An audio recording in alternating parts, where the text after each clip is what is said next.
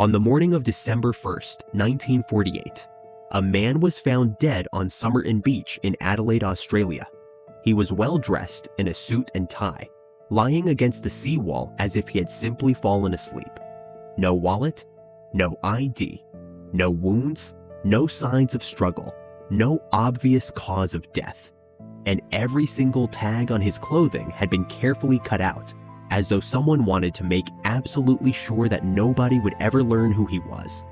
More than 75 years later, despite exhumations, DNA testing, and one of the most extensive investigations in Australian history, his identity and the reason he died remains one of the strangest unsolved mysteries in the world. This is the story of the Somerton Man and the tiny scrap of paper that made this case impossible to forget. The morning began ordinarily enough. A jeweler out for an early walk noticed a man reclining against the seawall near Somerton Beach, legs stretched out, one arm resting casually beside him. He assumed the man was simply sleeping off a heavy night, or perhaps drunk, and continued on his walk without a second thought. Later that morning, another couple passed by and noticed the same man, still in exactly the same position. One of them commented that he hadn't moved at all, and that his arm had slipped slightly, but they too assumed he was only asleep. It wasn't until later, when a third person approached to check on him, that the truth became clear. The man wasn't sleeping. He was dead, and had likely been dead since sometime the previous night. Police arrived and began the process of identifying him. This should have been routine. Instead, it became the beginning of a mystery that would baffle investigators for generations. The man appeared to be in his mid-40s, physically fit, well-groomed, wearing a neatly pressed suit, polished shoes, and a tie. Everything about his appearance suggested someone respectable, a professional perhaps, or someone with money. But when officers searched his pockets, they found no wallet, no identification card, no keys, no coins, not even a bus ticket. Just a few small, seemingly unremarkable items. A used bus ticket from Adelaide to Glenelg, a pack of chewing gum, a comb, matches, and an unused second-class rail ticket. And every single manufacturer's tag on his clothing, the label inside his coat, the tag on his trousers, even the one on his undershirt, had been neatly cut away. Not torn off in a hurry, cut deliberately with what appeared to be scissors, as though whoever removed them had taken their time and wanted the job done cleanly. An autopsy was performed, and the findings only deepened the confusion. The pathologist noted that the man's heart appeared enlarged and congested, and his spleen was unusually large, findings that suggested some kind of poisoning. However, no traces of any common poison could be found in his stomach or blood using the testing methods available at the time. The official cause of death was left frustratingly vague: heart failure, possibly triggered by poisoning, but investigators couldn't say with any certainty what substance, if any, had caused it. There were no needle marks, no obvious trauma. Whatever killed this man, it left almost no physical evidence behind, and it seemed to have been administered by someone who understood exactly how to avoid detection. With no name, no ID, and no leads from his belongings, police released photographs of the man to the public and circulated his fingerprints throughout Australia and internationally, hoping someone, somewhere, would recognize him. Nobody came forward. Nobody claimed him.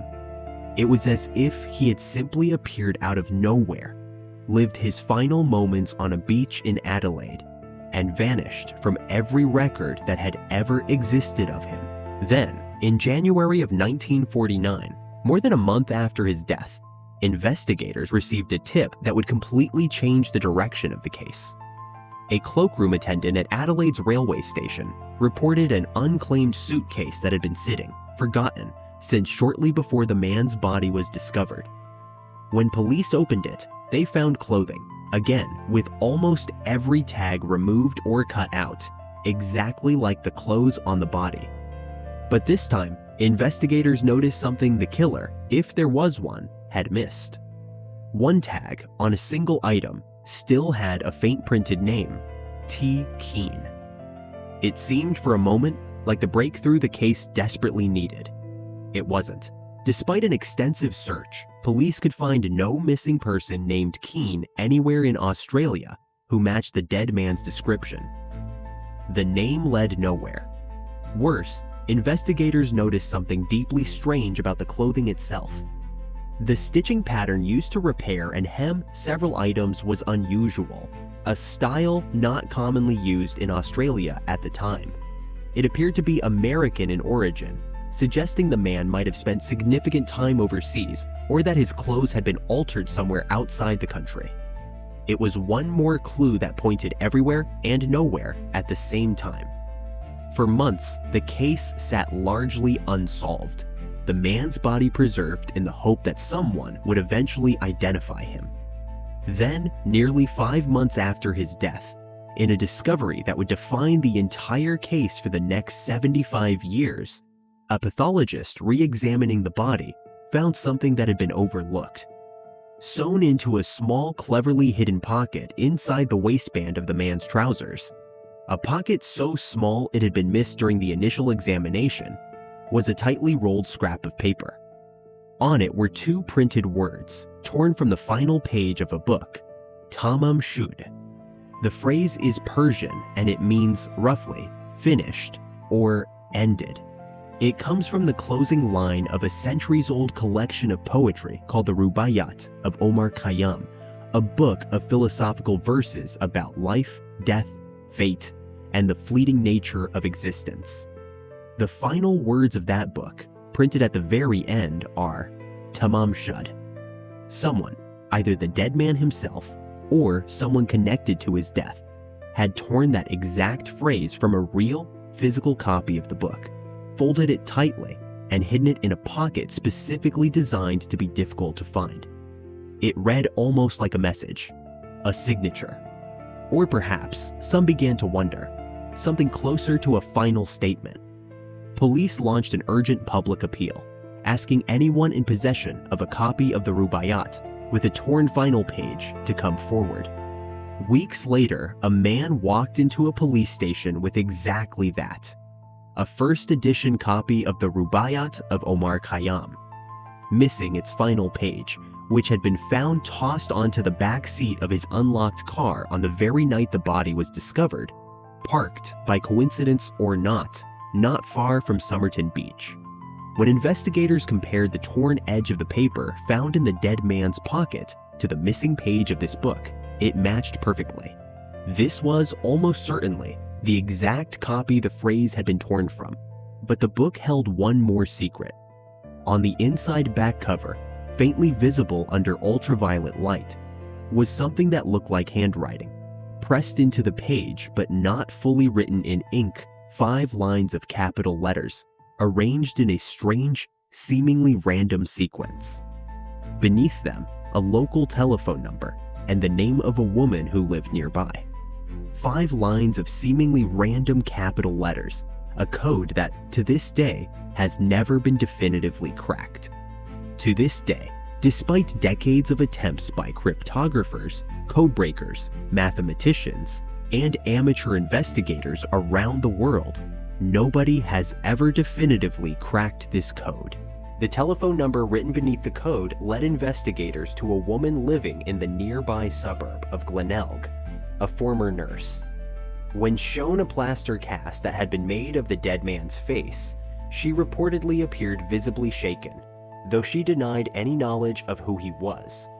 Rumors and half-confirmed reports would later suggest she may have known more than she admitted, but she never gave investigators a clear answer, and she carried whatever she knew to her own grave decades later. The theories that emerged over the following decades ranged from the plausible to the wildly speculative. Some investigators became convinced the man was a Cold War spy, silently poisoned after a mission went wrong, his identity deliberately erased down to the threads in his clothing. Others suspected a tragic love story gone wrong, a secret relationship with a nurse ending in heartbreak, poison, and a message only she would understand. Still others believed it was simply a suicide, carefully staged by a man who wanted to disappear so completely that not even his death could be traced back to who he really was. For over 70 years, the case remained frozen exactly where it had been left in 1949. A body without a name, a code without a solution, and a phrase from a poem about endings that somehow never ended at all. Then, in 2022, using new advances in forensic genealogy, the same kind of DNA technology that has cracked other cold cases around the world, researchers extracted genetic material from hair follicles that had been preserved from the original body decades earlier. By comparing this DNA against public genealogy databases and tracing distant family trees, they finally arrived at a name: Charles Webb, an electrical engineer believed to have been born in Melbourne in the late 1800s, with a wife who, according to some records, may have left him not long before his death. It was, for the first time in 74 years, a real name attached to the Somerton man. And yet, even with a name finally in hand, the deepest questions at the heart of this case remain completely unanswered. Why were all his identifying tags removed? What actually killed him? And why could no poison ever be detected? What does the code in the back of that book actually mean? Was it a cipher, a memory aid, or something else entirely? And why, of all the phrases in the world, was he found with the words Tamam Shud, "It is finished," hidden in a secret pocket against his skin? Even with a name, the man on Somerton Beach still keeps his final secret. Perhaps he always will.